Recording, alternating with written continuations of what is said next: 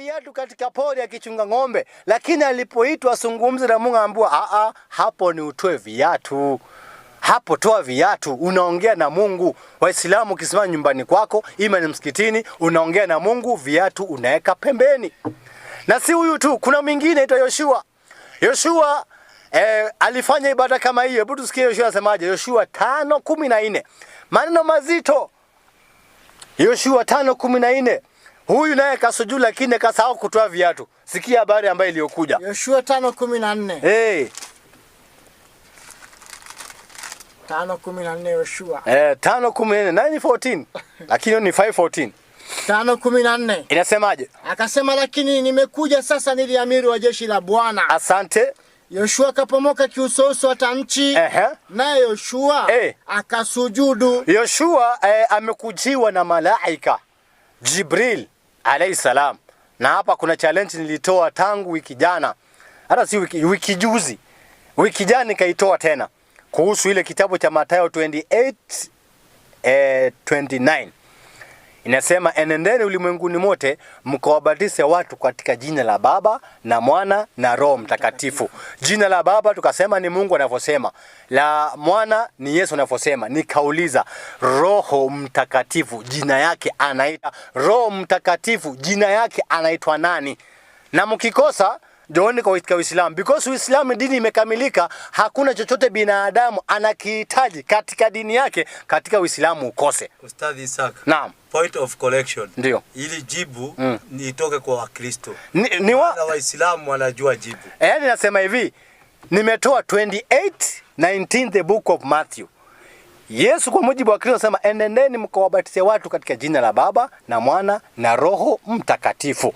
Jina ya Baba wanajua, ya Mwana wanajua, jina ya Roho Mtakatifu anaitwa nani? Wakikosa wakuje katika Uislamu, kwa sababu Uislamu ni dini imekamilika. Chochote ambacho mwanadamu anakihitaji katika Uislamu atakipata. Kwa hivyo huyu ni malaika ambaye amekujia Yoshua. Yoshua akabomoka kiusouso akasujudu. Twende. Akamuuliza Bwana wangu aniambia nini mimi mtumishi wake? Sasa Yoshua anamuuliza malaika, Mungu anakuambia nifanye nini mimi mtumishi wake? Huyo amiri wa jeshi la Bwana akamwambia Yoshua, ndiyo, vua viatu vyako miguuni mwako. Vua viatu vyako miguuni mwako. Kwa kuwa mahala hapo usimamapo. Kwa sababu mahali hapa unaposimama ni patakatifu. Unaona Kwa hivyo Yoshua alikuwa na sujudu kwanza kwa heshima apate message ambaye malaika amekuja nayo kutoka kwa Mwenyezi Mungu, hajue mtume huyu anaambiwa nini kupitia malaika. Yeye alipoona malaika amekuja kasujudu. Malaika anamwambia hapana, kwanza wewe vua viatu vyako miguuni mwako. Kwa hivyo ibada ya kutoa viatu ni kubwa na iko ndani ya vitabu na manabii walifanya, na ndio maana imekuja mpaka kwetu tuitekeleze. Ijaandikwa tu isome uipite. Najua kuna watu utengenezea nyimbo kama hii ya kuvua viatu, nasema Mungu alinena na Musa vua viatu. Nataka nikupe mumeo, nataka nikupe mume wako. Si kweli bana. Sasa kiatu ambaye kinaambiwa pale ni kiatu cha roho. Unaambiwa toa kiatu cha roho, sio kiatu cha jameni. Hii kampuni ya kutengeneza kiatu cha roho iko nchi gani? Alafu roho yako inavaa namba ngapi ya kiatu? Mungu alipozungumza na kitabu cha Kutoka 3:3 anaambiwa Musa, vua viatu vyako si rohoni mwako, miguuni mwako.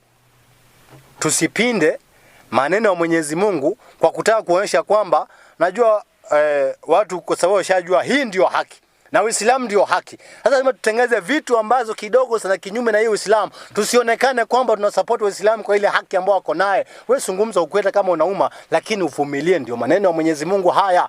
Kwa hivyo viatu ni vya miguuni, sio viatu vya roho. Roho haivai viatu. Kama vile niambie Saidi Mwirigi, roho yake inavaa namba kiasi gani? Alafu hiyo kampuni iko wapi? Hizo viatu zinauzwa wapi? Hakuna kitu kama hiyo. Tusipinde maneno ya Mwenyezi Mungu kwa kutaka kupinga Uislamu, wewe mwenyewe ukapata madhambi wakati unajua hii ndio haki. Kwa hivyo viatu tumeona kutoa viatu, tumeona kutawadha, kuvua viatu kiingia katika ibada, kuna kuelekea kibla. Wanasema Waislamu wasiokuwa Waislamu wanasema Waislamu wakiabudu Mungu huwa wanatafuta network. Hizi ni lugha ambayo inatumika na wasiokuwa Waislamu sana.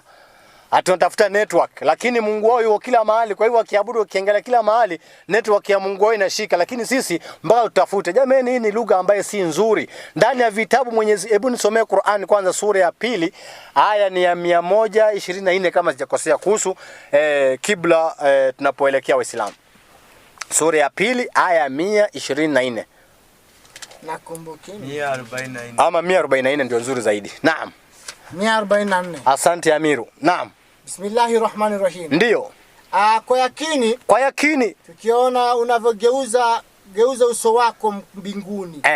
Basi tukakugeuza kwenye kibla ukipendacho. Rudia tena pole pole. Kuna pointi ambayo nataka hapo. Kwa yakini tukiona unavyogeuza uso wako mbinguni. Ndio. Basi tutakugeuza kwenye kibla ukipendacho. Hapa ni wakati Mtume Muhammad sallallahu alaihi wasallam anageuziwa kibla. Ina maana kabla kuna sehemu alikuwa akielekea, na katika Uislamu na mashekhi wote nakubaliana kibla ilikuwa ni Jerusalem. Kabla sisi tupatiwe Maka tulikuwa tunaangalia Jerusalemu, na iko wazi. Ndio Yesu asema Baitul Muqaddas, walikuwa naangalia kule mpaka tukapatiwa kibla chetu, mwelekeo. Kwa hivyo anaambiwa Mtume, tunaona hangaika unaangalia mbinguni, tutakugeuzia kwa kibla ukipendacho. Endelea. Basi geuza uso wako upande wa msikiti mtakatifu Al-Kaaba. Asante. Na popote mnapokuwa. Na popote ambaye mko, kama mko Kenya, mko wapi, popote ambaye mpo, zielekezeni nyuso zenu uliko msikiti huo. Basi elekezeni nyuso zenu mahali kuna huo msikiti. Hiyo ndio Qur'an. Na sisi lazima tufuate because ni Allah ametueleza. Ndio maana Uislamu tuna direction, tuna kibla, kwa kuwa Mtume kaambiwa na Mtume katufundisha, na sisi tukayakubali na tukayaamini, tunaelekea kibla. Sasa haya maneno ni Qur'ani. Haya maneno yako ndani ya kitabu cha wenzetu ambaye ni Biblia 12:5, kitabu cha kumbukumbu ya Tora. 12:5 kumbukumbu la Taurati. Naam. Nasema hivi. Ndio. Kumbukumbu la Taurati. Ndio. 12:5. Ndio. Nafika tu sahihi mwalimu. 12:5. Inasema lakini mahali atakapochagua Bwana Mungu wenu, katika kabila zenu zote apaweka jina lake. Katika makabila yote tena apaweke jina lake. Maana ni makao yake. Kwa sababu hapo ni makao yake. Elekezeni nyuso zenu hapo. Tena ndani ya Qur'an Mungu anasema tumeamrishwa tumwabudu Mola wa nyumba hii ya Al-Kaaba. Biblia yasema hivi, mahali Mungu atakapopachagua apaweke jina lake, kwa maana ni makao yake. Ina maana Mungu akai pale ndani. La, hii ni lugha ambayo Mungu tu maana yake ile ni nyumba yake. Ndio. Nawe uende huko. Unaambiwa nawe uende huko. Waislamu tunaangalia Al-Kaaba na Waislamu wanaenda hija huko. Biblia yasema elekeza uso wako huko, nawe uende huko. Ukafanya nini? Pelekeni huko sadaka zenu za kuteketezwa. Unaona Waislamu wanafanya ibada ya kuchinja. Hapo ni 21. 21. Inasema hivi. Naam. 21. Na mahali atakapochagua Bwana Mungu wako. Asante. Apaweka jina lake. Pakiwa mbali nawe mno. Kwa mfano ni kama vile Kenya na Maka. Ni mbali. Kuna watu ambaye wana uwezo, kama vile nimesema Uislamu uko na nguzo 5.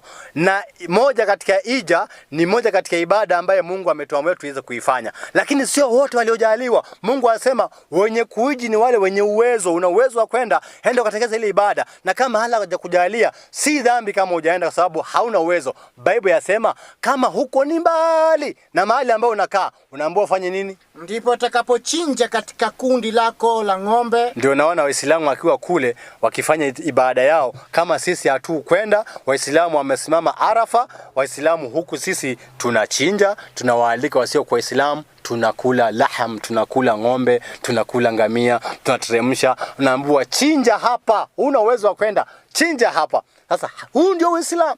Haya ndio mafundisho. Je, katika haya mafunzo ambayo nimeyatoa siku ya leo, kuna kitu ambao umeshika unanisikiza ambaye si Muislamu? Kuna kitu ambao unakifanya? Kwa hivyo kwa ajili ya wakati, naona mwenyekiti ananiambia wakati wangu umekatika. Tutarudi inshallah taala katika wakati ambayo unaikuja. Shukrani kwako mwenyekiti. Naam, nashukuru sana Ustadhi Isaac. Ujumbe nadhani umeweza kuwafikia vile inavyotakana. Hiyo ndio ibada ambayo inatekelezwa msikitini. Na kabla nirudishe kwenye studio ya kwanza kuna pointi moja tu mimi naweza kutilia nguvu pale katika Yakobo 2:14. Hiyo peke yake niweze kurudi katika studio ya pili. Yakobo 2:14. Yakobo 2:14. Hiyo yote ni kuonesha kwamba hakuna ibada hivi hivi. Lazima ibada ya imani na matendo yake. Sio mambo na kuamini. Amini bala imeleta matatizo. Soma andiko. Ndugu zangu, yafaa nini mtu akisema kwamba ninayo imani?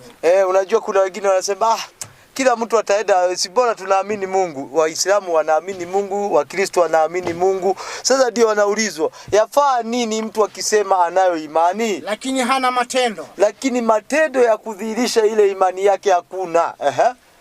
Inasema je, ile imani yaweza kumuokoa? Wewe kusema unaamini Mungu tu akukupeleki peponi. Maana wengine wanasema naamini Mungu, Waislamu wanaamini Mungu, lazima tunaamini Mungu. Hakuna popote utaenda kwa kuamini.